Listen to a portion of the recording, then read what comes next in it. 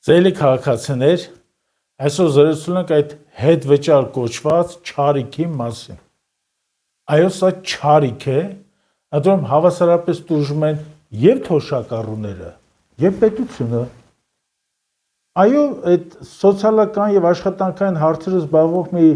երիտասարդ կա, որը շատ տգեղ ժպիտ ունի, չէ՞։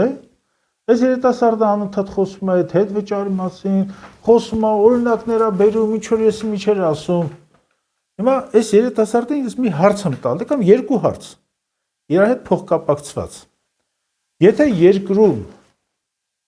ստվերը առևտրային տարածքներում համարյա կազմում է 3-4%, ոչ ավելի, այսինքն ՀԴՄ-ները հստակ աշխատում են, առաջին։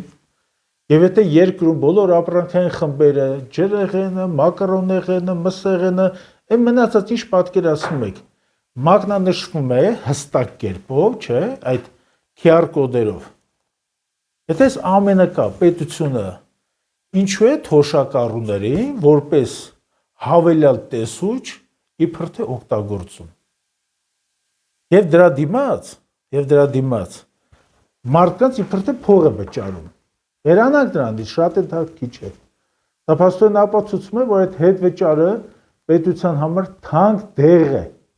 Պետությունը իրավունք չունի մի որոշ ժամանակ հետո այդ նույն հիմարությունը շարունակել։ Այդ մարդը, որ տնտեսագետ չի,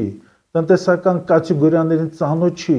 ընդհանրապես ծանոթ չի ռացիոնալ, արդյունավետ կառավարման ամբողջ խոհանոցին, եկել է հիմա ինչ-որ կառավարման ֆունկցիաներ ուզում իրականացնել։ Սիրելի թոշակառուներ, այս հետվճարի համակարգը ամբողջովին սխալ է, նա վնաս է եւ պետությանը, եւ ձեզ է վնաս։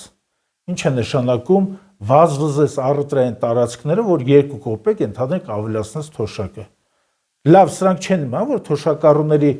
80-90%-ը նոյեմբերի կեսից մինչև մարտի վերջերը տանից դուրս չի գալիս։ Կամ լավ հետվճար եք անում, քարը ձեր գլուխը, բա կոմունալներին չի չեք մտցնում մեջը։ Այն էլ է ապրանք, այն էլ է ծառայություն, ինչի մասն է խոսքը։ Բա նպատակահարմար չի։ Այդ դուք նպատակահարմար չեք,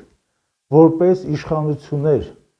Այո, դուք տապալել եք ամեն ինչը եւ այս ամեն ինչի հիմքում ընկած է ձեր հակաժողովրդական բնույթը։ Այո, դուք չեք սիրում հայ ժողովրդին, դուք չեք սիրում հայ ժողովրդի ավանդույթները, դուք չեք սիրում հայ ժողովրդի մեծահասակներին եւ այս ամենի հետևանքը ձեր այդ զանազան թերարժեք տնտեսական ռեֆորմներն են, որի վերջը ամռանը հունիսի առաջին 13-ում կգա։ Հիշեք մեր խոսքերը եւ պատրաստվեք ընտրություններին, հարգելի բարեկամներ, հարգելի կենսաթոշակառուներ։